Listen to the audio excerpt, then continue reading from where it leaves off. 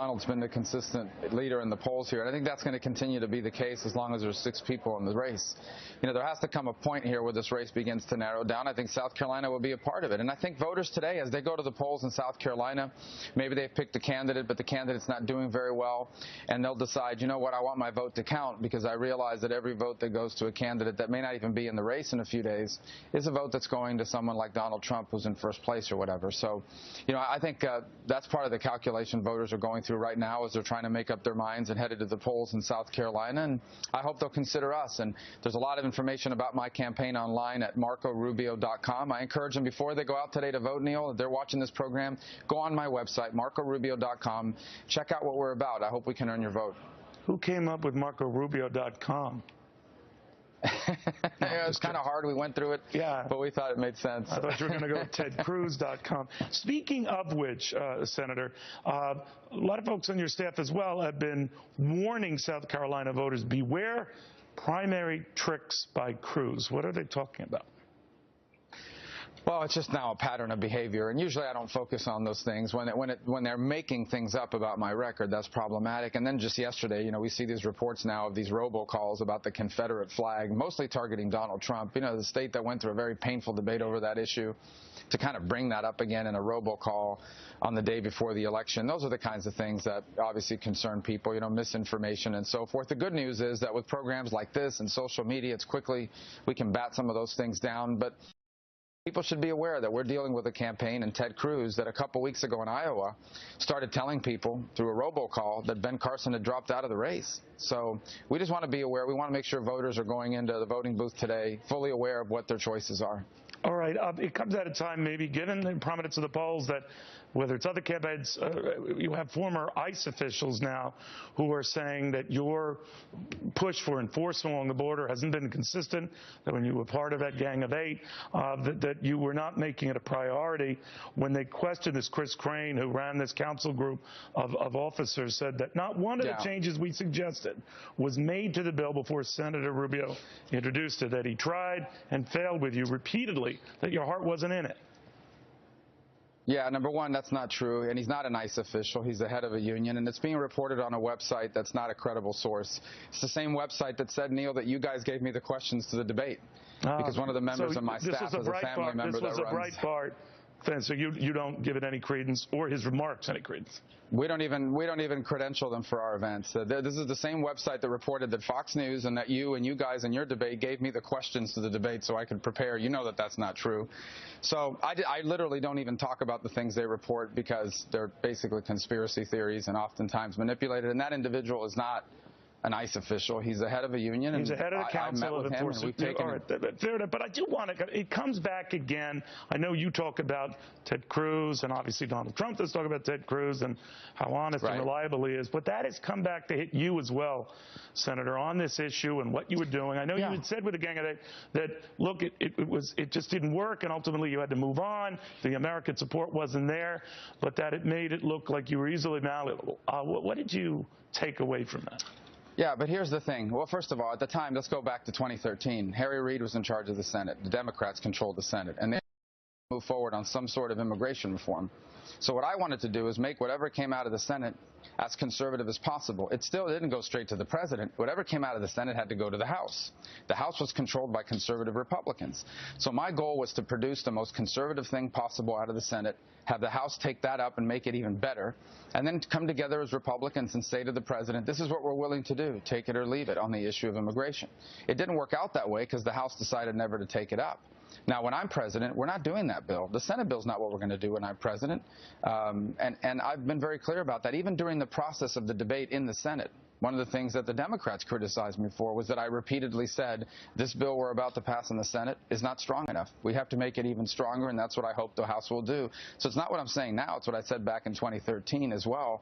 And when I'm president, we're not doing anything until we secure the border first. I've been very clear about that. We're going to secure the border first. That means E-Verify, an entry-exit tracking system. We're going to repeal all of the president's unconstitutional executive orders. That includes DACA and DAPA. We're also going to have 20,000 new border agents. And when we put all of that, we're going to finish the 700 miles of walls and fencing. And once that's in place and that's working, then we'll see what the American people are willing to do. I can tell you if you're a criminal, you can't stay. And I can tell you the sanctuary cities will lose their federal money. All right. That wall, who's going to build it? We are. The United States is. And in fact, some of that is already, it's been required by law for a long time, and Congress went in and took the money out. Because I think Donald Trump said the Mexicans this is a national security. Donald Trump said the Mexicans would build. Well, yeah, it sounds good, but the Mexicans aren't going to pay a wall, and there's no way to make them pay it. And quite frankly, it's a national security issue for America. What did you make then? Bottom line is. But on that thought, I mean, it comes at a time when the Pope criticized Donald Trump on this whole wall thing, questioned whether he was a real Christian. Now, many argued at the Vatican that those remarks were originally Italian and they were misinterpreted. Still, the idea that Donald Trump was singled out for this and not European leaders for their sort of passive approach to, well, the refugees there. Do you think the Pope does have a bias against American politicians? No, again, I wasn't there so I don't know the context of the question. It sounds like he was asked a question. He brought it up proactively, and I don't think he ever said the name Donald Trump. But look, I think the Pope is a religious and spiritual leader. He's the head of the Roman Catholic Church, which I'm a member of, and I respect and follow his theological advice. On issues of public policy, I have an obligation to the American people to keep us safe. We're a sovereign country. We're the most generous country in the world on immigration. We're far more generous than Mexico, the country where he made those statements in. But we have a right to control who comes here and how they come here and when they come here. The Vatican controls who comes into the Vatican. And so, you know, on these issues of public policy, his job is to look out for humanity. And I would argue we are as humane as any nation on earth on immigration. 1 million people a year permanently immigrate to the United States legally every single year. No other country comes close. But we have a right to select who comes in, when they come in, and how they come in. And when I'm president, we're going to do it better than we've ever done that. Donald Trump also talked about boycotting Apple products because of this whole dust-up over that phone. How do you feel about that? I mean, these boycotts, for the most part, don't really work well. People are not going to stop buying iPhones. The vast majority of American consumers are just going to continue to buy a product, and the alternatives are all foreign companies. In essence, if you're not going to buy an Apple phone, that means you're buying one from Samsung or somebody else who manufactures somewhere else and is not an American company. Look, Apple needs to follow the court order. If they want to appeal it, they have a right to do so. If there is a court order, Apple will have to follow it. They're an important brand, they're a famous brand, but they're not above the law. That said, the issue of encryption is a difficult issue. Apple has a point when it says that if it creates a backdoor to the device, it's a backdoor that criminals could one day find. And by the way, nothing will prevent Americans from going to encrypted software designed in other countries that are not subject to our laws. So it's not as easy as people make it sound, and we're going to have to confront this issue because encryption has become a real problem in terms of terrorists using it to deny us information. But at the same time, it's important to note that irrespective of how someone may feel about encryption, if Apple is under court order, they will have to follow that court order. They are not above the law. It's been a couple of weeks now since that debate in New Hampshire, and you and Chris Christie. He has since dropped out of the race. Have you folks talked since then? Yeah, we have. We've traded voicemails. He had a budget hearing this week, so he's been wrapped up. I've been on the campaign trail, but we've communicated, not directly, but I left him a voicemail, and he left me one, and I think we're going to try to talk today or tomorrow. And I have no animosity towards Chris. I like him very much personally. He was a competitor in a campaign. He was trying to get an advantage and move ahead. I understand that. It's not personal, and I respect him, and I respect the job he's done, and I think he has a future in public service. And I think we haven't heard the last of Chris Christie, and so well, I know he's got a job to finish there in New Jersey. So you're not bitter about the whole debate and how that went? No. All right. No, he's trying to win an election. I mean, that's what people do. All right. Very quickly, Antonin Scalia and his funeral today. As you know, the Republican leadership in the Senate wants to wait till a new president comes in to deal with his replacement. How do you feel about that?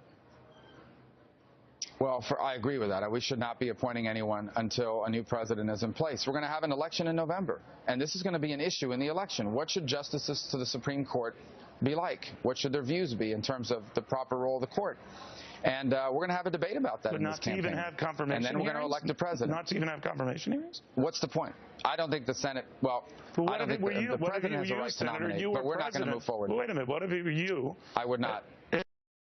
final year of your I would not. I would presidency. respect the process. Really? But you'd still be president. Right. I would respect the fact that we have an 80-year. I understand, but we have an 80-year tradition in this country of not moving forward in the last year of a presidency on a permanent appointment to the court, which is what this is. But this is a lifetime appointment. We did with Ronald Reagan. No, Reagan appointed, I believe it's Justice Kennedy in the 7th year of his presidency. He was confirmed in the 8th because it takes time to confirm. I understand, and 2 others were rejected. Barack Obama.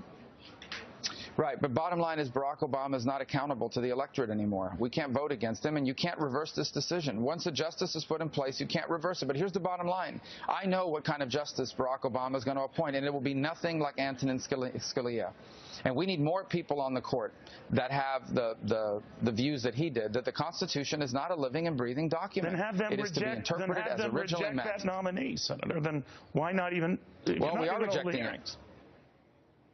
Well, that's how rejecting it. In essence, we are rejecting anything that he's going to do. Bottom line is this. I do not trust this president on the issue of appointing a Supreme Court justice because I believe this president doesn't necessarily respect the Constitution. He violates it habitually. If he could, he would ignore the Second Amendment. He tries to ignore the First Amendment.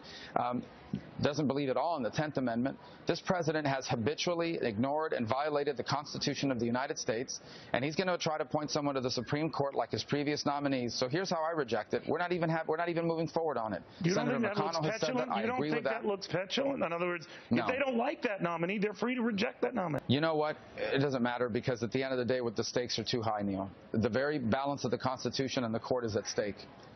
If this is going to cost us some points in a poll or in an election, I'm willing to pay that price because it's too important. There's nothing more important to our republic than the Constitution of the United States. And we are not going to allow Barack Obama on his way out the door to take one more shot at undermining the Constitution. It's very simple. We are not moving forward on any nomination from this president. There will be a new president, and then the process will move forward, and the world will survive, and the sky will not fall, and the Supreme Court will continue to meet and issue rulings. They can function with 8 justices. The number 9 is not in the Constitution. The Congress could change that tomorrow if it wanted to. Senator Rubio, thank you very much.